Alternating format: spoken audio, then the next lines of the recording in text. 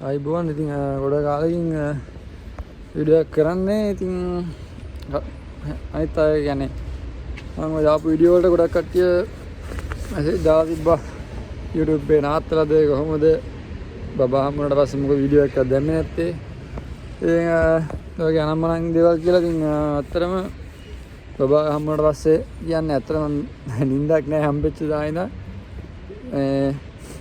තාමත් වලට වෙනදී දැන් රැට නිදා ගන්නවත් නැහැ හැමෝටම ඇති කියලා මම හිතනවා ළමෙක් හම්බුන කෙනෙක්.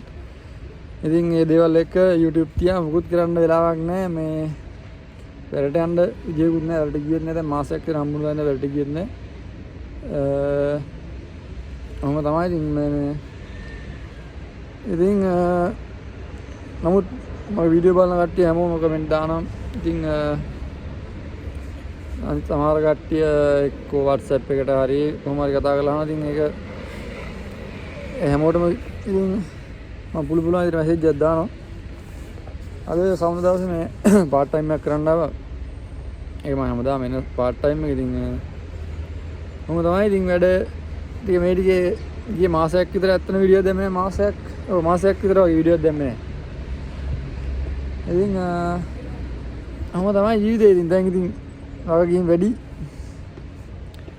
පොඩි එක්කෙනත් එක්ක ඇත්තට මෙයාගේ මේ ෆොටෝ අනම්මනම් වීඩියෝ දාන්න බෑ ඉතින් මේ දැම්මම තම පොඩි හින්දා මම කියන දාන්න පයිලා කොහොමත් එහෙම දාන එකත් හොඳ නැහැ. ඉතින් මම ෆොටෝ දාලා නමුත් ඉතින් මුණ වහලා වගේ ෆොටෝ එකක් දැම්මා. ඉතින් එහෙමත් දාන්න හොඳ නැහැ. ඒ හින්දායි මම නොදා ඉන්නේ දැන්. බලමු ඩාරියා ලොකුනට පස්සේ දාන්නම්. ඉතින් පොඩි ගා දාන්න හොඳ නැහැ කියලා කියනනේ හැමෝම. ඒ හින්දා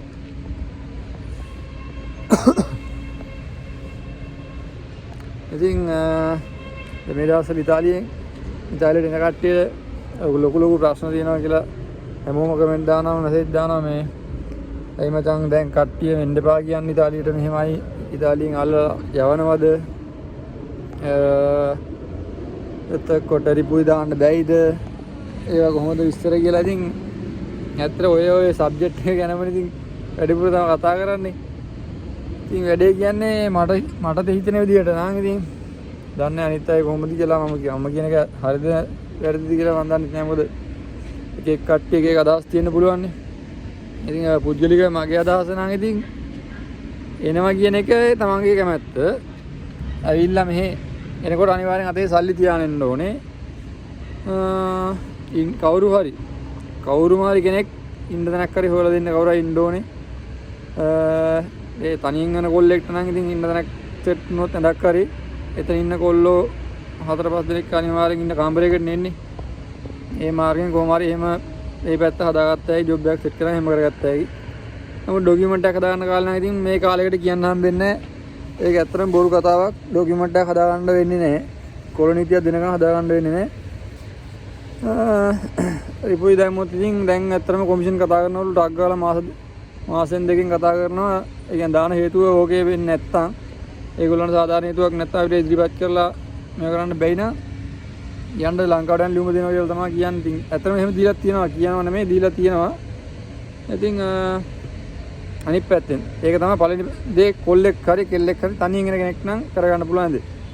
දෙවෙනි එක තියෙනවා ඒ ක්‍රමයට තමයි මම යන්නේ.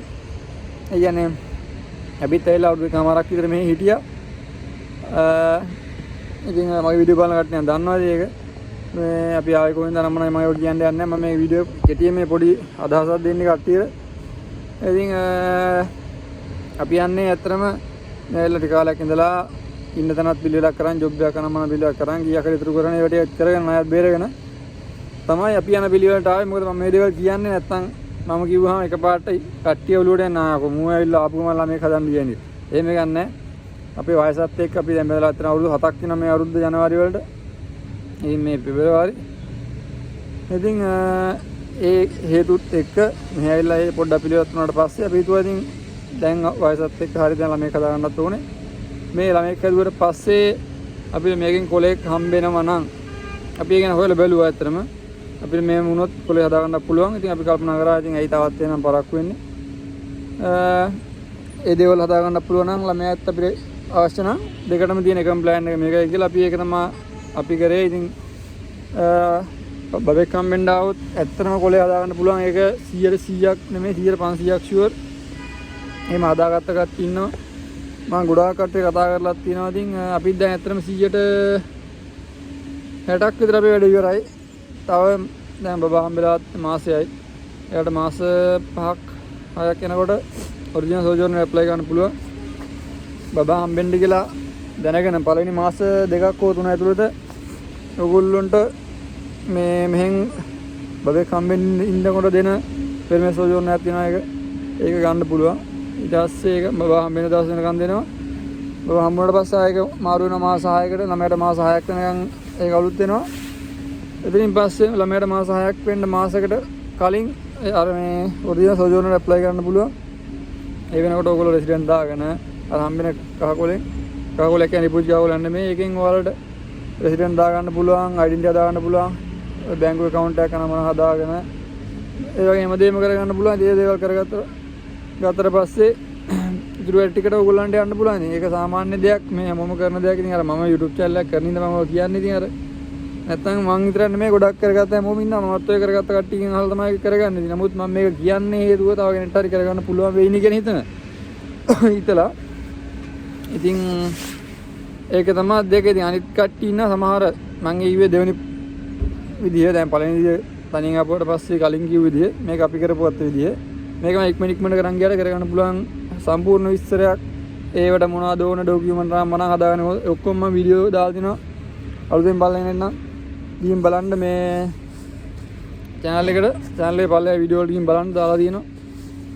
ඉතින් අනිත් ක්‍රමය තමයි ඉතාලියට කොහෙන් හරි ඇවිල්ලා හොරෙන් අනවසරින් කොහෙන් හරි ඇවිල්ලා ඉන්න තව පාර්සලයක් ඉන්න කට්ටිය තමයි රිපෝට් දාන්නෙත් නැතුව ඒ මුකුත් නැතුව සාමාන්‍ය විදිහට ජොබ් එකක් කරන් සේප් එකේ ඉන්නවා. ඒ කට්ටිය තමයි ටිකක් අවධානයෙන් ඉන්න ඕනේ. මොකද දැන් චෙක් කරනවා වටපිටාවේ හරි කල්පනාවෙන් ඉන්න ඕනේ. ඉතින් කොයිලේ අපි මේ පොලිසියෙන් අල්ලයි දන්නෙත් නැහැ. ඇලුත් පෙන්වන දෙයක් නැහැ. ඊට පස්සේ ඉතින් මේ පොලිසියට එක්කන් ගිහලා ෆින්ගර්ප්‍රින්ට් තියලා ලංකාවට යනවා. එහෙම කතන්දර තියෙනවා. ඒ හින්දා ඉතින් එහෙම ඉන්න කට්ටියත් ඉන්නවා නම් ඉතින් හරි පරිස්සමෙන් ඉන්න. පාරදොට යනකොට කල්පනාවෙන් යන්න. ෆෝන් එකක් ඔබ යන්න එපා. මම කලින් වීඩියෝත් කියලා දිනවා. ළඟට ඇවිල්ලා ඩොකියුමන්ට් දෙන්න කියනකම් දන්නේ නැහැ. එතකොට ඉතින් මොකද පොලිස් ඇඳුමෙන් එන්න මාව චෙක් කරාම පොලිස් ඇඳුමෙන් ආවේ. ඉතින් ටවුන් වල යනකොට පොඩ්ඩක් කල්පනාවෙන් යන්න. ඉතින් ලෝනට වල ඇවිදින්න කරන්න යන්න එපා. රිපුයි දාලත් නැත්තම් ඩොකියුමන්ට් නැත්තම්. එහෙම තමයි මේ ඇත්තටම ගොඩක් ඉන්නවා. සෑහෙන ගොඩක් මිනිස්සු ඉන්නවා එහෙම මුකුත් නැතුව. නමුත් ඉතින් කොහොම හරි ජොබ් එකක් කරන් මොකක් හරි කරගෙන යනවා. ඉතින් ඕක තමයි ඇත්ත කතාව. ඉතින් හැමෝම එන්න එපා කිව්වට ඉතින් එන්නේ නැතු ඉන්නෙත් නැහැ. එන්න ගුවට එන්නෙත් නැහැ.